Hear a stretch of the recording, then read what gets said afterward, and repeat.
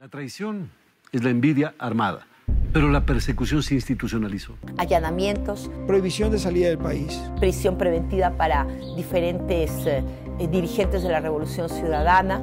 Jueces designados a dedo para que nos juzguen. Te van a encarcelar. O sea, bota tu teléfono en este momento, busca dónde resguardarte, te van a encarcelar. Sin embargo, pues te insisto, lo volveríamos a hacer 1000 veces. El proyecto llega a Capital 21 porque previamente con un grupo de compañeros estamos organizados en una cooperativa que se llama Nómada, es una casa productora en ciernes. Veníamos trabajando esta idea. Digo, ahí tus dos preguntas están entrelazadas.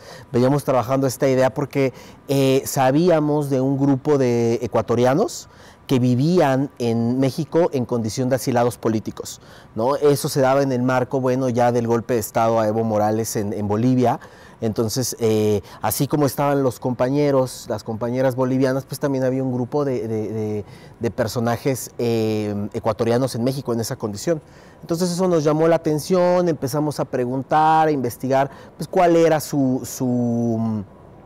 digamos, su carrera política en su país, por qué estaban aquí, ¿no? En principio esa era la pregunta. Yo algunos de ellos los conocía ya y pues bueno, eso nos llevó a interesarnos de tal modo que dijimos, esta historia hay que contarla. La necesidad de producirla, pues sabíamos que ahí necesitábamos apoyo, ¿no? Apoyo, y pues encontramos ahí en Capital 21 esa posibilidad. Les platicamos sobre la idea, ¿no? General, cómo lo estábamos contando, y bueno, ahí el proyecto dejó de ser únicamente de Nómada para convertirse pues en una producción 100% pública de Capital 21, el medio público de la Ciudad de México. El gobierno actual, el gobierno de México, ha resignificado, o más bien ha reivindicado la política diplomática, la política exterior de México, ¿no?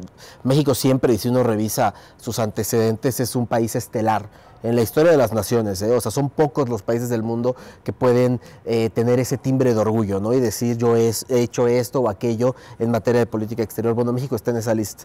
Para mí, que un medio público, en este caso Capital 21, haya, digamos, encontrado un tema de esta naturaleza interesante, no solo interesante, sino importante para ser contado, ¿no? Como parte, digamos, de la obligación de ellos de garantizar los derechos de las audiencias, a ver contenidos, digamos, entretenidos, sí, pero que tengan también una dimensión histórica y social. Eso para mí es una muestra de que hoy algo está pasando en los medios públicos en México, ¿no? Hoy los medios públicos en México se están transformando también y se están haciendo preguntas que antes no. Y te lo puedo decir de esta manera, el tema, la película, no solo fue interesante para Capital 21. Si uno revisa, la película salió en el canal 22, salió en el canal 11, se ha proyectado en otros medios públicos de la región. Entonces, bueno, la película se ha pasado en otros países, es porque está tocando un tema que, claro, insisto, en los medios hegemónicos, en los espacios convencionales, no se estaba tocando. La persecución y el posterior exilio de una serie de dirigentes ecuatorianos, pues tiene, digamos, su máxima representación en la figura del expresidente Rafael Correa, ¿no? Ahí ya se sabía que algo estaba pasando. Hay otros personajes, digamos, que pues habían formado parte de esa clase política, ¿no? Algunos yo ya los conocía, como te comentaba, personalmente, no de trato personal, pero lo sabía quiénes eran, ¿no? Los había visto en persona, que por ejemplo son Gabriela Rivadeneira y Ricardo Patiño, la primera expresidenta de la Asamblea Nacional del Ecuador y el segundo excanciller de ese país. Entonces eran ya dos nombres importantes en México, ¿no? Entonces, insisto, eso como que ya te prendía el foquito y decías, ¿qué hacen aquí? ¿Cómo llegaron aquí? ¿Por qué? Bueno, a partir de ahí empezamos a hacer una pesquisa de qué otros nombres estaban en México. La película cuenta 8 testimonios, de esos 8, 6 viven en México.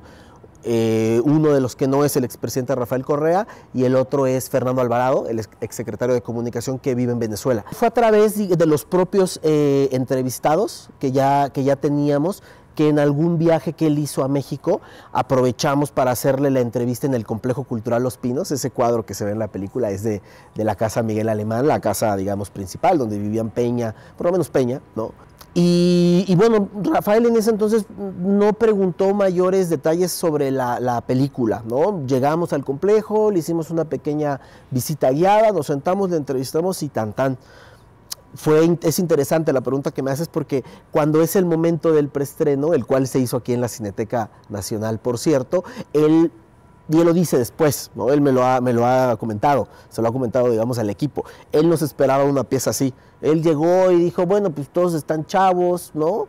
Se están haciendo un proyecto escolar, universitario, de ahí no pasó, ¿no? Y cuando nos volvió a ver, dijo, pues el proyecto universitario pues, se va a preestrenar aquí, ¿no? Pero bueno, entramos al preestreno, se proyecta la película y la película, bueno, ya habla por sí sola, ¿no? En el caso de Argentina, la película se proyecta, como bien dices, en el Centro Cultural Kirchner, que yo te diría es un punto nodal de la cultura en América Latina. Es un lugar donde todas las actividades son gratuitas, donde los artistas que se presentan son de primer nivel, y todo es público, todo es gratuito. La historia de América Latina no se repite, digamos, y nos atraviesa una y otra vez, ¿no? El caso de la persecución y los exilios, pues en Bolivia, en Brasil, donde uno busque, uno va a encontrar. Entonces creo que en ese sentido la película, digamos, al tratar ese tema y al tener una impronta pública tan profunda, es fácil, digamos, que encuentre estos espacios de exhibición. La película, por esa tensión, la película hoy es más vigente que nunca, ¿no? Es interesantísimo cómo hace unos días los acontecimientos en Brasil de violencia, de expresiones fascistoides, pues nos dejan ver que eso está más vivo que nunca, ¿no? Uno se regresa 2 semanas y está, digamos, la proscripción, la persecución a Cristina Fernández de Kirchner, la vicepresidenta de Argentina, a todo lo que da, pero te regresas 2 años antes y te vas a encontrar el caso de Lula en la cárcel, ¿no? Todavía te regresas más y te encuentras a Evo, te encuentras a Rafael y te encuentras pues estas expresiones, digamos, de violencia, ¿no? Porque algo que es importante señalar, ¿no? Sobre lo que hay que hablar, creo que es una cosa muy importante como ciudadanos, ¿no? No lo limitaría únicamente a una cuestión de militancia política.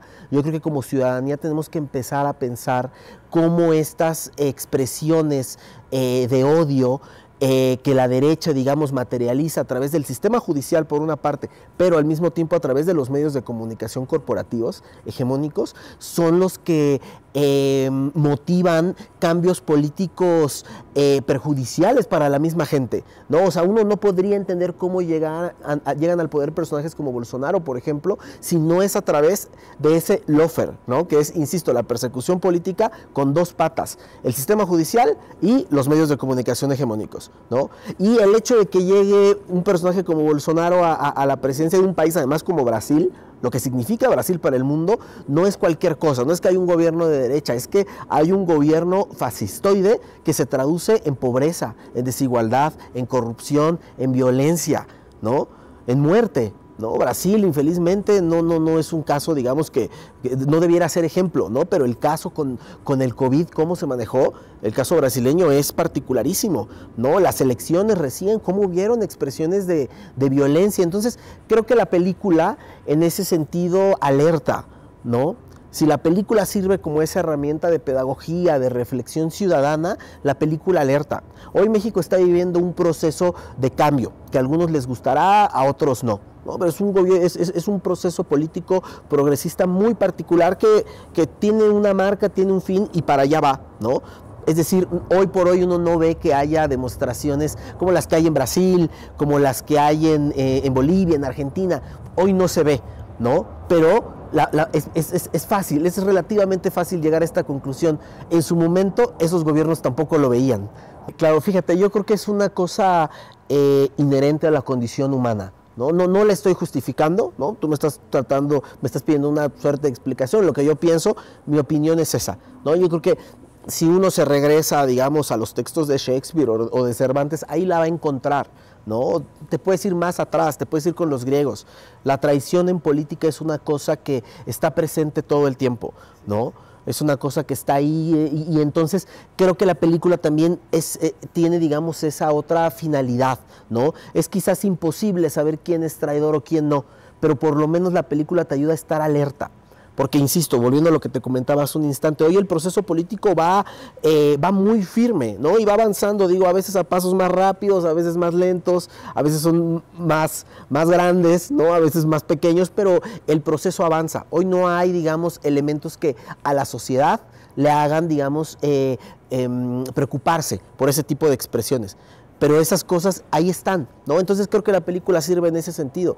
Aquellos, digamos, que nos preocupamos por la política, ¿no? Por lo público, tenemos que prestar atención a ciertos gestos, ¿no? No podemos dejar desapercibidos. Yo creo que la historia es cíclica, ¿no? Eso soy un convencido, la historia es cíclica. Pero eso no es un elemento que, digamos, permita justificar el apaciguamiento de las sociedades o los individuos, ¿no? O sea, si uno parte de la idea de que la derecha, el conservadurismo, los violentos, los corruptos van a volver, pues uno podría echarse en la maca y decir, pues van a volver, ¿no? Pero no se trata de eso. O sea, creo que más bien las grandes lecciones de la historia, al entenderla así como un proceso cíclico, es eso, ¿no? Habemos grupos, habemos individuos, habemos sociedades, habemos pueblos que damos esa batalla constante, ¿no? Esa batalla continua, ¿no? En el caso mexicano a mí me parece interesantísimo, ¿no? Este concepto que propone el presidente de México, el humanismo mexicano, ¿no? Y él dice es que la gran riqueza de México no está, digamos, en sus aeropuertos, en sus refinerías, digo, eso es parte del crecimiento, ¿no? Es materia obligada, pero la gran riqueza de México descansa en su cultura, en su historia. Y si uno revisa la historia de México, y eso también lo dice el presidente, personajes como Hidalgo, como Leona Vicario, por mencionar dos, no se encuentran en las historias de los demás países de América Latina con tanta facilidad. O sea, uno aquí puede encontrar Hidalgos, Morelos, Cárdenas, Vicarios, en fin, ¿no? Hombres y mujeres que desde que México se fundó como nación independiente han luchado y han resistido. Pero esa resistencia, digamos, no es moderna, ¿no? Desde ahí, desde que los pueblos indígenas resistían, desde ahí está el ADN de la resistencia. Entonces, y bueno, sobre él se fue a volver, ¿no? Que evoca, o más bien tiene que ver con el título de la película. El se fue a volver es un símil en el español, en el castellano mexicano sería el ahorita regreso, ¿no? Tú le dices a tu novia, a tu amigo, a tu papá, ya ahorita regreso, y pues esa persona no sabe a qué te refieres, ¿no? Si en 5 minutos o en 2 horas. Pero el punto es que vas a regresar. El se fue a volver aplica igual, ¿no? Es me fui, ya se fue, para volver, va a regresar. Entonces, creo ahí que la película en ese sentido es sugestiva, por utilizar un contexto, ¿no? Porque, una palabra, perdóname, porque al final los 8 testimonios que recabamos, que hay que mencionarlos, son solo 8 de muchos más, ¿no? Eso fue una decisión más bien de producción, porque si hubiéramos agarrado todos, la película hubiese sido de decenas de testimonios. Todos forman parte de un proyecto político muy particular, ¿no? Que es un proyecto político progresista. Entonces, hoy por hoy, si uno revisa la condición social en todos sus aspectos de Ecuador, ya no está, ya no hay más, ¿no? Entonces, ese proyecto, si bien fue desterrado, fue exiliado, ¿no? En el entendido de lo que hablábamos de la historia, en tanto un proceso cíclico, se fue, pero para volver. Hola, ¿qué tal? Yo soy Carlos Enríquez Borges, director del documental Se fue a volver, una producción original de Capital 21 con el apoyo de Nómada Casa Productora. Para invitarles a las proyecciones de este documental Se fue a volver en la Cineteca Nacional. Es un documental sobre la persecución política al expresidente ecuatoriano Rafael Correa Delgado y a la dirigencia que le acompañó durante 10 años en su gobierno. También es una historia sobre cómo México recibe y asila y protege a perseguidos políticos de otras latitudes. Entonces, pues nada, invitarles a que vengan y la disfruten. Muchas gracias.